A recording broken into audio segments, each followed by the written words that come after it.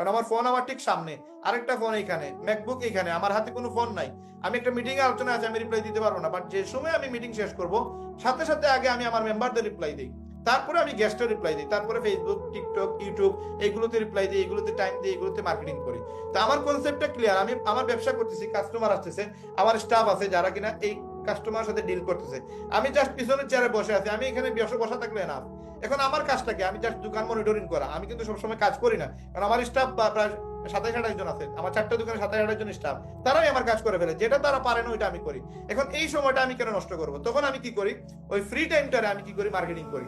আমি মার্কেটিং করে আমি আমার এক্সট্রা ইনকাম বাড়াই। তো আপনারা চাইলে সেম, আপনি বসে আছেন, আপনি একটা কাজে আছেন, ওইখানে তো আপনি অল টাইম কাজ করা লাগে না, আপনি পড়ালেখা করতেছেন, আপনার তো অল টাইম পড়ালেখা করা লাগতেছে না, আপনি একটা সময় হলে তো মোবাইল হাতে নেন, একটা সময় হলে তো আপনি ফ্রি টাইমে ফেসবুক দেখেন, টিকটক দেখেন, ওই টাইমটা আপনি দেন।